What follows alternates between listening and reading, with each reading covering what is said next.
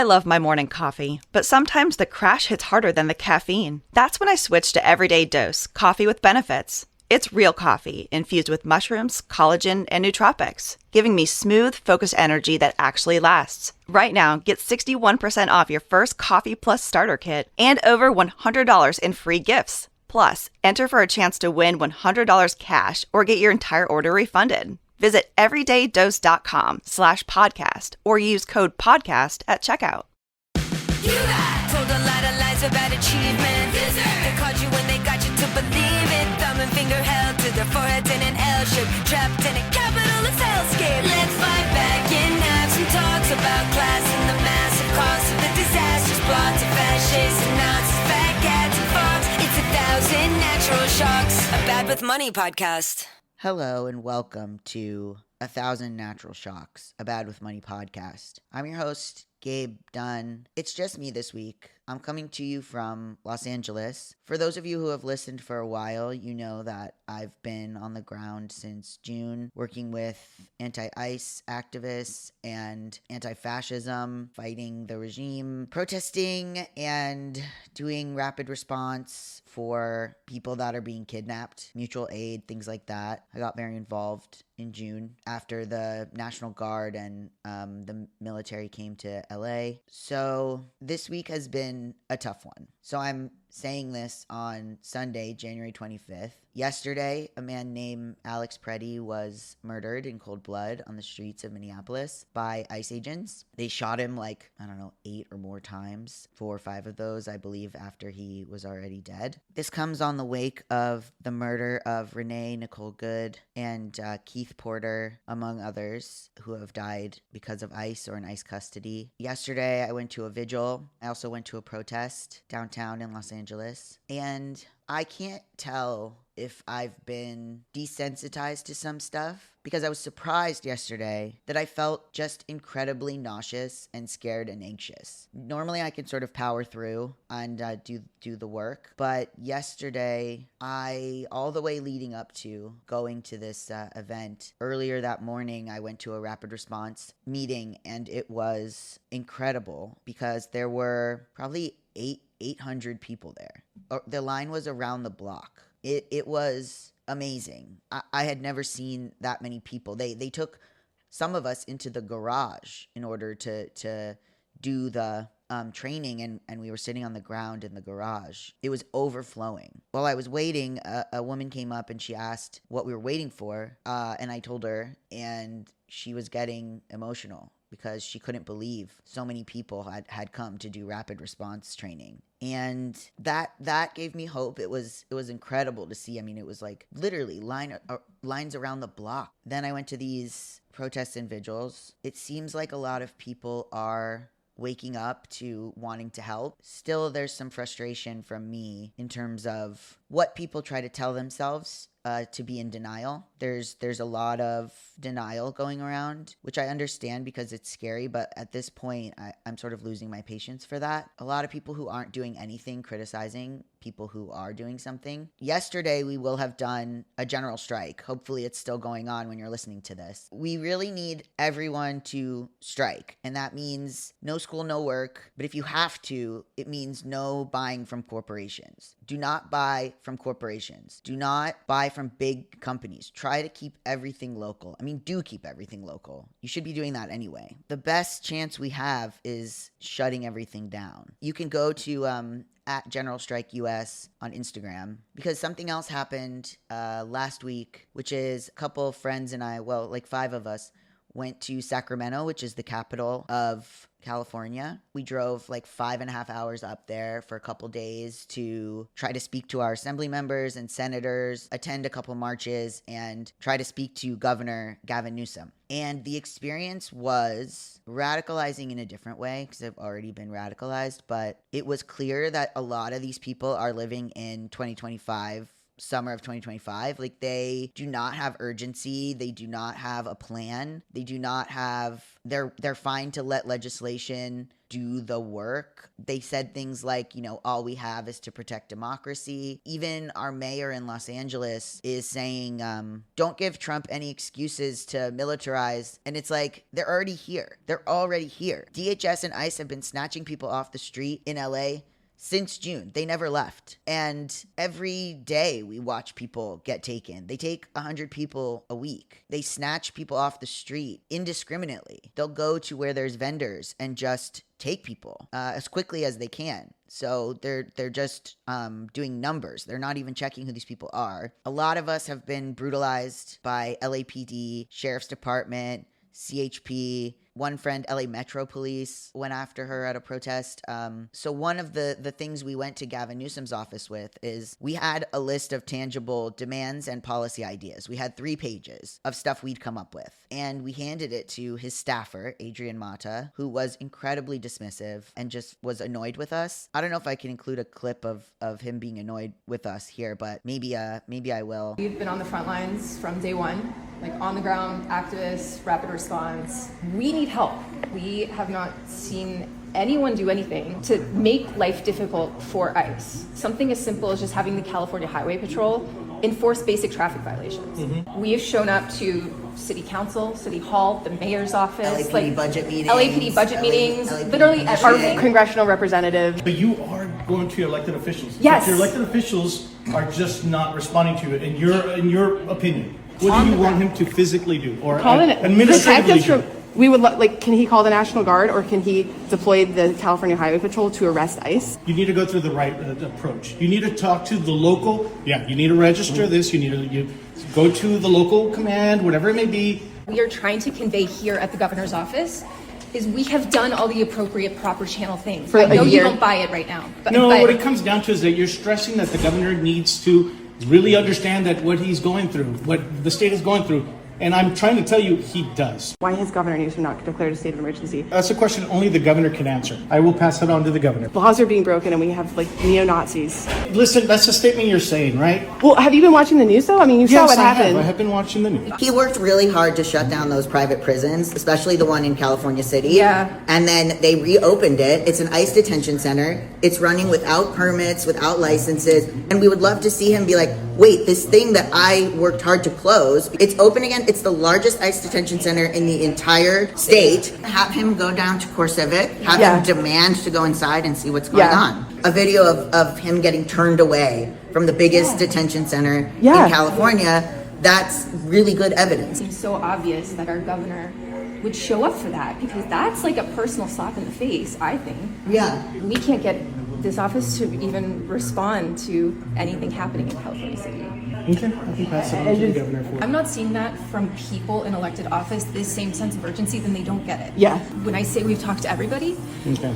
they are pretending it's not happening. Yeah, And when it comes not back, speak on behalf of local government or federal government. I'm just going to be able to speak on behalf of the government. we need the governor to help And us. I can definitely when pass they, that on I'm to the telling you, governor when for you. when they come back full force like they are going to do, a lot of people in LA are going to die. If you were on the street, you would see every single day people are being kidnapped and there's not a single officer in the entire state who will get between that person and the masked men with guns. Yeah, you guys are just raising your voice, and Sorry, that's why I this get is very- a response. I understand. Is there an email or somebody's email? Because that is like a lot of legislative demands, but we also have like specific things that we would love to send, like Use supplemental the web materials. form. Yeah, use our web form that we have on our website. We just want these people to use their power to band together like we're doing on the ground, and they have way more power than we do, and they have money. We need action now. Okay, I'll Yeah. pass it on to the governor for you. Yeah, thank you.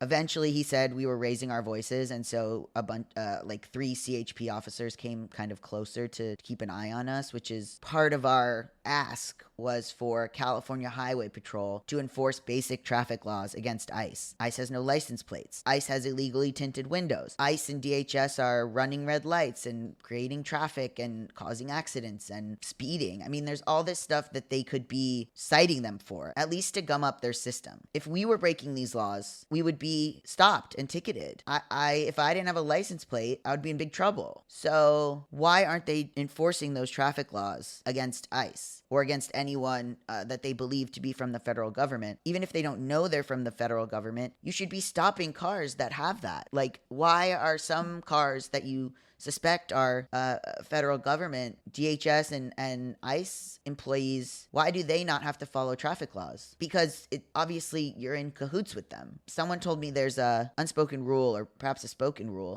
Hiring isn't just about finding someone willing to take the job.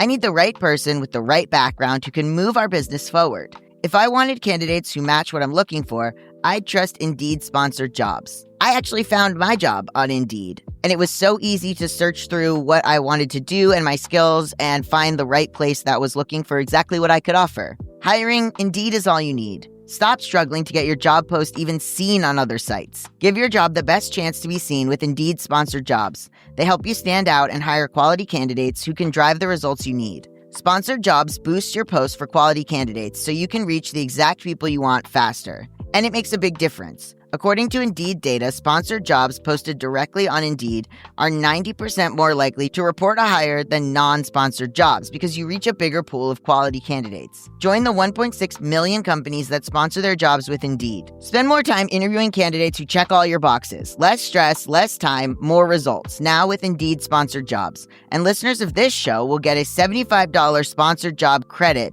to help get your job the premium status it deserves at Indeed.com/badwithmoney. Just go to Indeed.com/badwithmoney right now and support our show by saying you heard about Indeed on this podcast. Indeed.com/badwithmoney. Terms and conditions apply. Hiring? Do it the right way with Indeed. That cops don't pull each other over. But how do you know that they're cops? They don't have badges. Their faces are covered. They don't have license plates you can run. So how do you know that they're police? We don't. And ICE and DHS, we don't know who these people are. They're just kidnapping people off the street, throwing them in vans. You're not going to follow that car. You're not going to try to figure out what's going on. People are just allowed to be kidnapped by people who we don't know who they are. I mean, the answer is yes. Yes. All local law enforcement is in collaborating with ICE. So Gavin Newsom's staffer, who was incredibly dismissive of us, who took our paper of ideas, but just kind of sighed, told us, what do you want the governor to physically do? Told us we were raising our voices, told us the governor does understand the urgency, and was just so dismissive. And it just kind of defeated us in a lot of ways. But it made clear that no one's coming to help us. Newsom either likes what's going on or wants to use it to run for president of a country that my friend Addie said is no longer going to exist. So I don't know what he's going to be president of.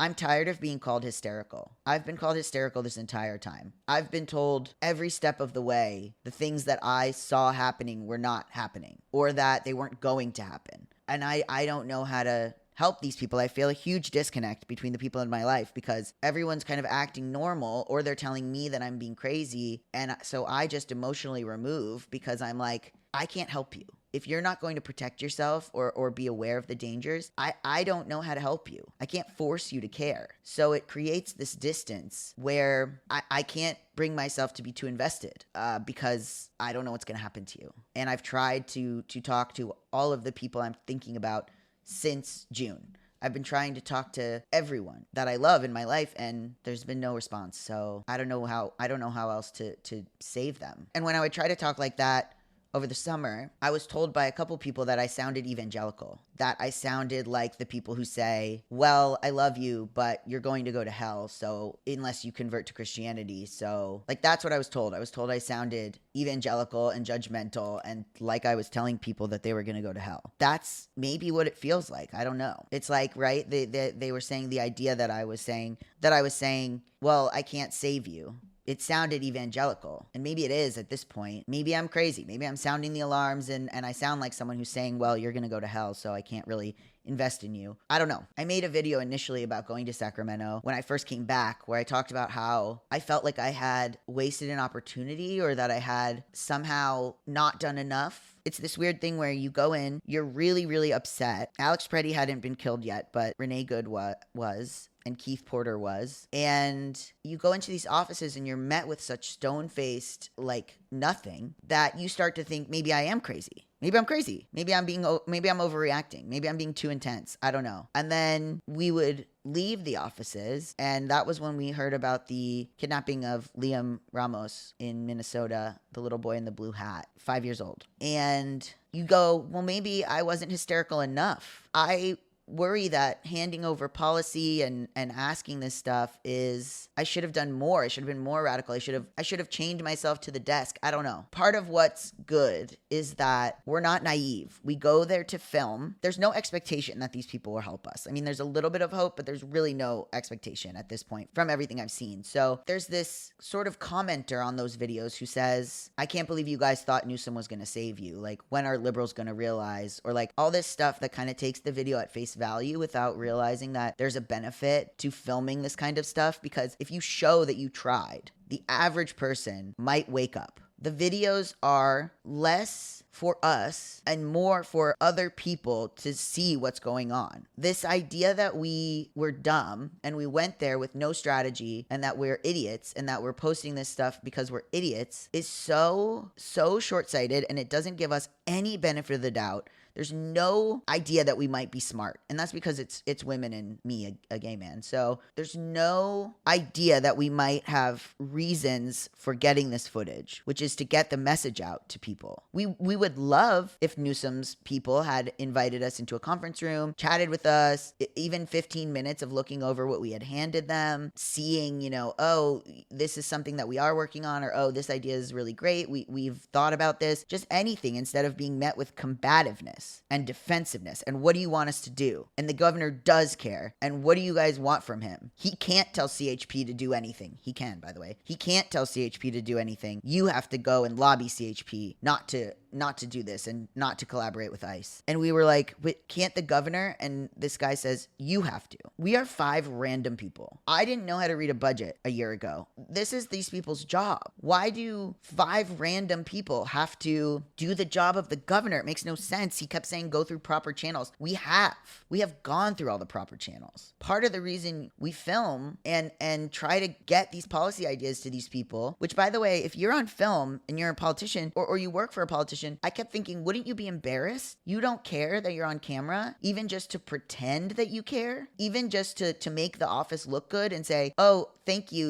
let's go over these a little bit, just to please the camera. You don't care at all. The videos have gone so viral. You just, you're not even going to fake it for the camera. This guy, Adrian, you're not even going to fake it for the camera. You're not even going to care that constituents would see this. If it were me, I would have put on a smile and made everyone feel like they were listened to. Catch more flies with honey than vinegar. Like, I don't understand the thinking behind knowing you're on camera talking to constituents and being so rude and awful and mean and dismissive. I just can't wrap my mind around that. At least fake it. So the problem is that people see those videos and they think that we are stupid and naive and neoliberal idiots. But the point of those videos, other than like the hope that these people will care and to be able to show people that people care, we would love to make a video that's like got some hope behind it. But part of it is to show us delivering policy, show people what it's like to meet with these staffers and these offices, and sort of gauge the level of urgency and show people who are not awake, who think Gavin Newsom's a good candidate for president because of his Twitter feed or whatever, to show them that they need to get up and get activated and do the work. And,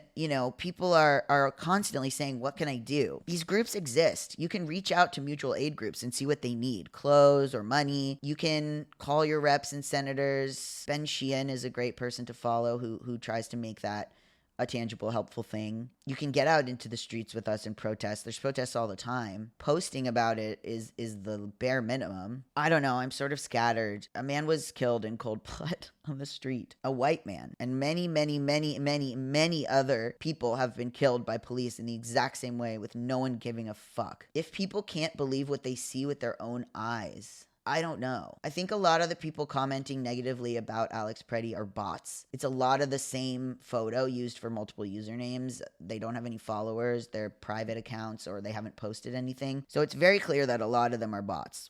They want it to seem like we're overwhelmed by people who agree. And we're not. They want it to seem that way on the internet. And there are people who DHS and ICE, Greg Bovino, Kristi Noem, they come out and say, they explain the video in a way that it doesn't show at all. It is a lie. They lie straight up, and you can see, like, the video shows, and it's not AI. I've had a lot of AI experts on Instagram say it's not AI. Also, AI, it doesn't really do a good job making videos over a minute long. There were so many in-person witnesses, and it's recorded from so many angles. I don't know. There's cognitive dissonance. There's ways to help. Even just DM me, ask me. You know, there was an episode we did a little while ago where the person was wealthy and they were confused about how to help, and they were saying, well, you know, you'd have to give a lot of money, or you would have to go through an organization, or you would have to, and rich people have the wrong idea about how to help. She was saying, you know, oh, well, what kind of size of, you know, donation and what would really help, and how much would someone on the ground need? And they can't wrap their minds around the fact that someone might need $50, that $20 would help get them through the day in this work, in this activism. You can give $5 to someone's Venmo, and that could change their whole day. People with money tend to not understand this. Don't give $1,000 to Cheerla, although do if you want, but find the GoFundMes for these people. Find, you know, people on the ground who've been doing the work and send them $50, $20.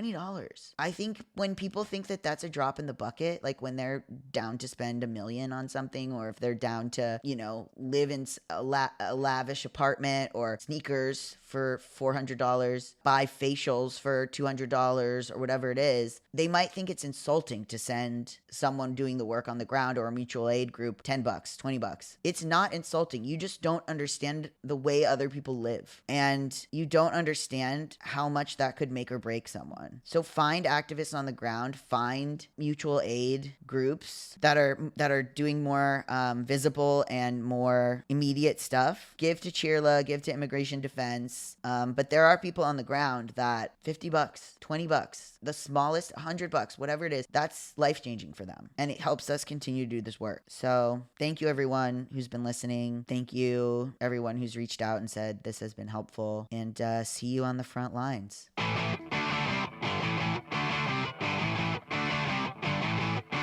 Thank you for listening to 1,000 Natural Shocks, a Bad with Money podcast. This is a noted bisexual production, edited by Ali Mims. Logo art by Dakota Becker. If you like the show, please consider subscribing to the Substack, 1000naturalshocks.substack.com. The Substack has episodes of this show ad-free, and also videos, and also my original writing. It would mean so much to me if you would subscribe, even as a free subscriber. But a paid subscriber really allows me to keep doing this work, and I can't do it without you guys. Thank you so much. Okay, love you. Bye.